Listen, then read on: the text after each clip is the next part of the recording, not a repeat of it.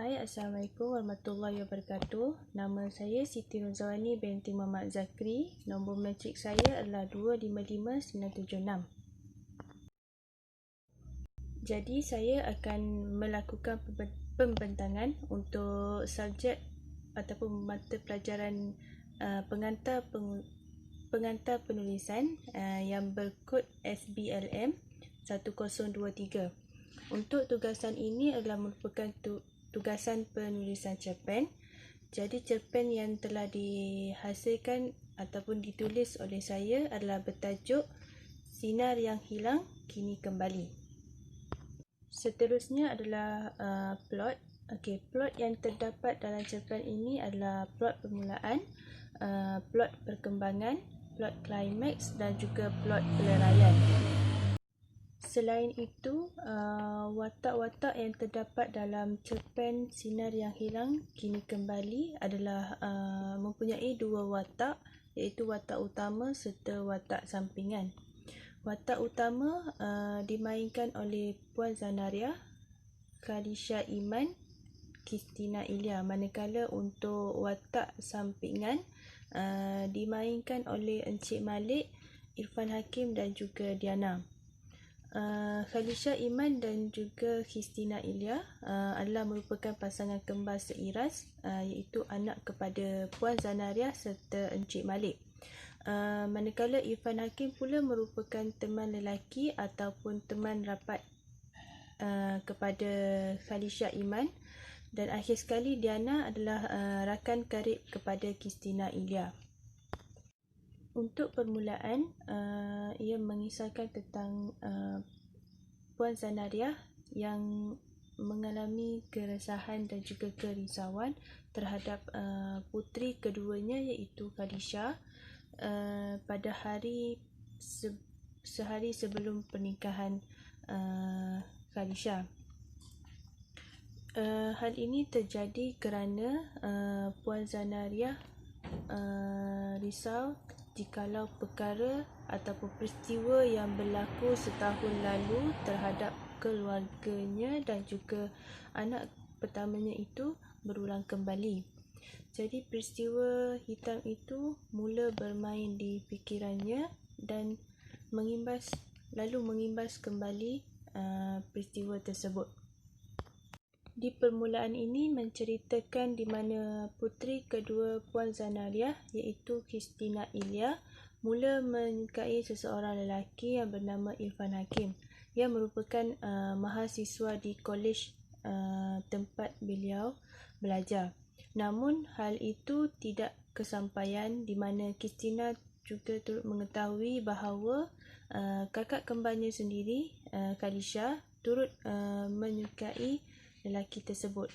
Lalu Christina telah mengambil keputusan untuk mengorbankan perasaannya itu kerana tidak mahu menyakiti hati kakak kembarnya sendiri.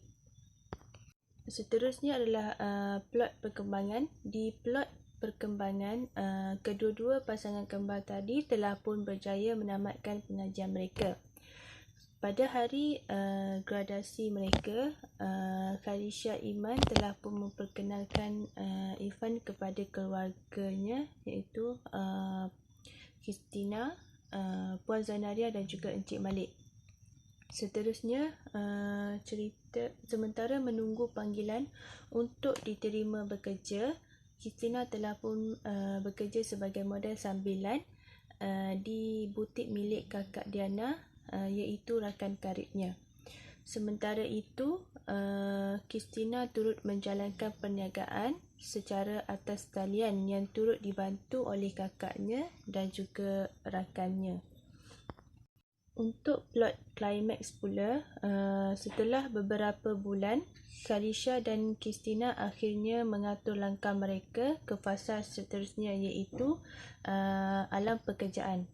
Khalisha berjaya menjadi seorang arkitek di sebuah syarikat yang terkenal di ibu kota, manakala Christina pula menjadi rakan kongsi kepada Diana yang sama-sama mengusahakan butik milik kakak Diana yang kini telah pun bertukar nama menjadi milik beliau.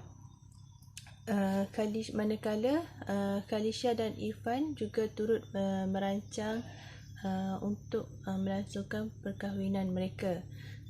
Kesemua ahli keluarga berasa gembira dan dengan berita yang telah diberitahu oleh Khalisha.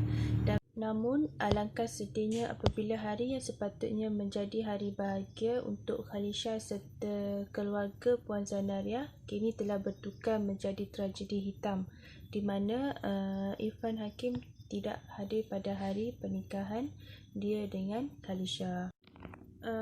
Disebabkan peristiwa itu, Khalisha sangat kecewa sehingga dia tidak dapat menerima kenyataan dengan apa yang telah menimpa dirinya.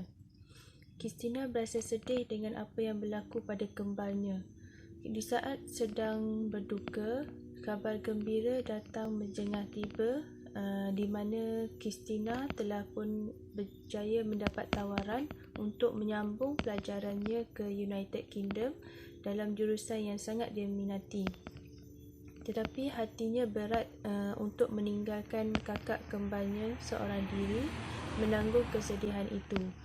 Lalu Christina telah pun membuat keputusan untuk menolak tawaran tersebut dan sanggup mengorbankan semua itu kerana dia tidak mahu berjauhan dengan Khalisha yang kini dalam kesusahan.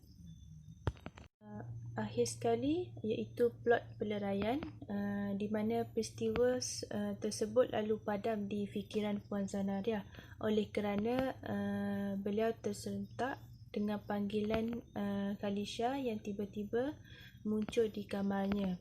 Khalisha cuba menenangkan dan meyakinkan Puan Zanaria sendiri dengan menyatakan bahawa majlis pernikahannya buat kali kedua ini akan berjalan dengan baik.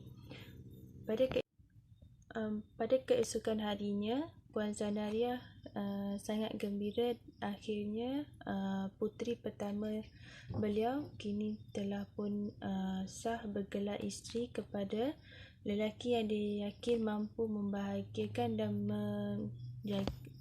dan menjaga anaknya. Jadi cerpen ini mengisahkan tentang seorang ibu yang begitu bimbang dan risau tentang puterinya kerana tidak mahu anaknya sakit maupun kecewa buat kali yang kedua, serta dalam pada yang sama pengorbanan seorang adik kepada kakaknya yang sanggup melakukan apa saja kerana tidak mahu melihat kakaknya itu menanggung kesedihan seorang diri. Jadi itu sahaja pembentangan untuk cerpen saya yang bertajuk Sinar yang Hilang Kini Kembali.